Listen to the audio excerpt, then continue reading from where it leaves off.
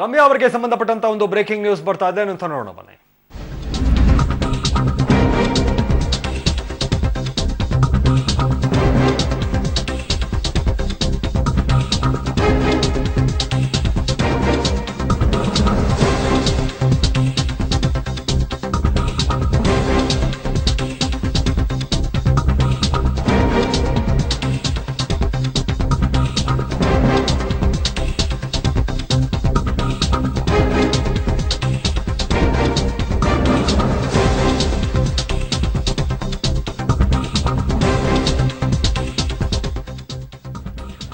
ಏನ್ ಮೇಡಮ್, ಮಂಡ್ಯಕ್ಕೆ ಬಂದಿರುವಂತ ವಿಶೇಷ ಏನೋ, ಕಾವೇರಿ ಹೋರಾಟಕ್ಕೆ ನೀವು ಯಾಕೆ ಬಂದಿರಲಿಲ್ಲ ಅಂತ ಅಲ್ಲಿನ ಜನ ಪ್ರಶ್ನೆಯನ್ನ ಮಾಡಿದ್ದಾರೆ. ಆ ಸಂದರ್ಭದಲ್ಲಿ ರಮ್ಯಾ ಅವರಿಗೆ, ಮಾಜಿ ಸಚಿವೆ ರಮ್ಯಾ ಅವರಿಗೆ ಒಂದು ರೀತಿ ಮುಜುಗರ ಆಗಿದೆ. ಮಂಡ್ಯದ ರೈಲ್ವೆ ಸ್ಟೇಷನ್ ನಲ್ಲಿ ರಮ್ಯಾ ಅವರಿಗೆ ಮುಜುಗರ ಆಗಿರುವಂತದ್ದು.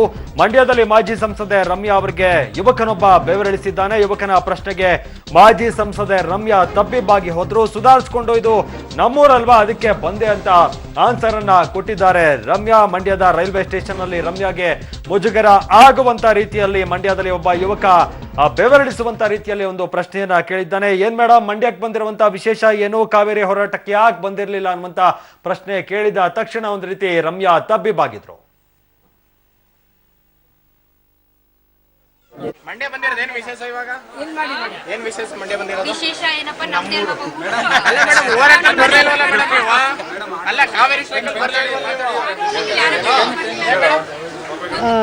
ನಿನ್ನೆ ಯೂತ್ ಕಾಂಗ್ರೆಸ್ ಪ್ರೋಗ್ರಾಮ್ ಮುಗಿಸ್ಕೊಂಡು ಬಂದೆ.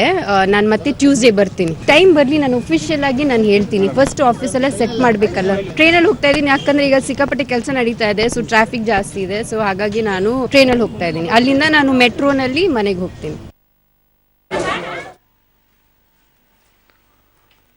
ಓಕೆ, ಬಗ್ಗೆ ಹೆಚ್ಚಿನ ಮಾಹಿತಿ ಕೊಡ್ತಾರೆ ನಮ್ಮ ಪ್ರತಿನಿಧಿ ಸಂತೋಷ. ನಿಜಕ್ಕೂ ಒಳ್ಳೆಯ ಪ್ರಶ್ನೆಗಳನ್ನ ಕೇಳಿದ್ದಾನೆ ಯುವಕ.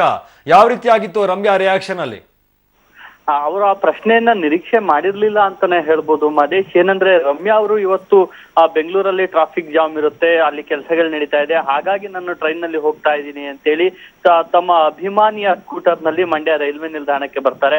ಈ ಸಂದರ್ಭದಲ್ಲಿ ಅಭಿಮಾನಿಗಳು ಅವರನ್ನ ಮುತ್ಕೊಳ್ತಾರೆ, ಅವ್ರ ಜೊತೆ ಸೆಲ್ಫಿ ಎಲ್ಲ ತಗೊಳ್ತಾ ಇರ್ತಾರೆ. ಮತ್ತೆ ಅಲ್ಲೇ ಇದ್ದಂತಹ ಕೆಲವು ಜನ ತಮ್ಮ ಕಷ್ಟವನ್ನ ಹೇಳ್ಕೊಳ್ತಾ ಇರ್ತಾರೆ. ಈ ಸಂದರ್ಭದಲ್ಲಿ ಇದಕ್ಕಿದ್ದ ಹಾಗೆ ಒಬ್ಬ ಹುಡುಗ, ಮೇಡಮ್ ಏನ್ ಮಂಡ್ಯಕ್ಕೆ ಏನ್ ಬಂದಿದ್ದೀರಲ್ಲ, ವಿಶೇಷ ಅನ್ನೋ ಒಂದು ಪ್ರಶ್ನೆಯನ್ನ ಕೇಳ್ತಾನೆ. ತಕ್ಷಣ ರಮ್ಯಾ ಅವರು, ಮಂಡ್ಯಕ್ಕೆ ವಿಶೇಷ ಇದು ನಮ್ಮೂರೇ ಅಲ್ವಾ, ಹಾಗಾಗಿ ನಾನು ಈ ಊರಿಗೆ ಬಂದಿದ್ದೀನಿ ಅನ್ನೋ ಒಂದು ಮಾತನ್ನ ಹೇಳ್ತಾರೆ. ಮಂಡ್ಯ ನಮ್ಮೂರೇ ಅಂದಾಗ ಆಗ ತಕ್ಷಣ ರಮ್ಯಾ ಅವರಿಗೆ ಆ ಯುವಕ, ಮತ್ತೆ ಯಾಕೆ ನೀವು ಕಾವೇರಿ ಹೋರಾಟದಲ್ಲಿ ಪಾಲ್ಗೊಳ್ಳಿಲ್ಲ, ಯಾಕೆ ಕಾವೇರಿ ಪ್ರತಿಭಟನೆಯಲ್ಲಿ ಪಾಲ್ಗೊಳ್ಳಿಲ್ಲ ಅಂತ ಹೇಳಿ ಯುವಕ ಮರು ಪ್ರಶ್ನೆಯನ್ನ ಹಾಕ್ತಾನೆ. ಆಗ ರಮ್ಯಾ ಅವರು, ನಾನು ಕಾವೇರಿ ಹೋರಾಟದಲ್ಲಿ ಪಾಲ್ಗೊಂಡಿದ್ದೇನೆ, ಮಂಡ್ಯ ನಮ್ಮೂರು, ನಾವು ಮಂಡ್ಯ ಜನರಿಗೋಸ್ಕರ ಕೆಲಸ ಮಾಡ್ತೀವಿ, ನಮ್ಮ ಸರ್ಕಾರ ಯಾವಾಗ್ಲೂ ರೈತರ ಪರ ಬಡವರ ಪರ ಇರುತ್ತೆ ಅಂತಕ್ಕಂಥ ಒಂದು ಉತ್ತರವನ್ನ ನೀಡ್ತಾರೆ ಮಹೇಶ್. ಓಕೆ, ಅಂದ್ರೆ ಎಲ್ಲ ಓಕೆ. ಈಗ ಟ್ರೈನಲ್ಲಿ ಹೋಗಿದ್ಯಾಕೆ ಅಂತ ಬಗ್ಗೆ ಏನಾದ್ರು ಮಾತಾಡಿದ್ರ ರಮ್ಯಾ? ಏನಕ್ಕೆ ಅಂತ ಒಂದ್ ರೀತಿ ಗಿಮಿಕ್ ಅನ್ಕೋಬೋದಾ ಏನಂತ ಇದನ್ನ? ಇತ್ತೀಚೆಗೆ ಏನು ಲೋಕಸಭಾ ಚುನಾವಣೆಯಲ್ಲಿ ಸೋತ ನಂತರ ರಮ್ಯಾ ಅವರು ಮಂಡ್ಯದಿಂದ ಬಹುತೇಕ ನಾಪತ್ತೆಯಾಗಿದ್ರು ಅಂತಾನೆ ಹೇಳ್ಬೋದು. ಆದ್ರೆ ಈಗ ಮತ್ತೆ ರಮ್ಯಾ ಅವರು ಮಂಡ್ಯದಲ್ಲಿ ಕಾಣಿಸ್ಕೊಳ್ತಾ ಇದ್ದಾರೆ ಮತ್ತು ಜನಸಾಮಾನ್ಯರ ಕೈಗೆ ಒಂದಷ್ಟು ಸುಲಭವಾಗಿ ಸಿಗ್ತಾ ಇದ್ದಾರೆ ಅಂತಾನೆ ಹೇಳ್ಬೋದು. ಆಗಾಗ ಮಂಡ್ಯಕ್ಕೆ ಬರ್ತಾ ಇದ್ದಾರೆ. ಮತ್ತೆ ಮಂಡ್ಯದಲ್ಲಿ ತಮ್ಮ ಗೃಹ ಪ್ರವೇಶವನ್ನ ಇನ್ನೇನು ಸದ್ಯದಲ್ಲೇ ಮಾಡೋರಿದ್ದಾರೆ, ಅದ್ರ ತಯಾರಿಯನ್ನು ಕೂಡ ಆಗಾಗ ಬಂದು ಗಮನಿಸ್ತಾ ಇದ್ದಾರೆ ಅನ್ನೋದು. ಮತ್ತೆ ಅವರು ತಕ್ಷಣ ಏನು ರಸ್ತೆಯ ಮೂಲಕ ತಮ್ಮ ಅಭಿಮಾನಿಯ ಸ್ಕೂಟರ್ ನಲ್ಲಿ ಕುಳಿತುಕೊಂಡು ಹೋಗಿದ್ದನ್ನ ಗಮನಿಸಬಹುದು.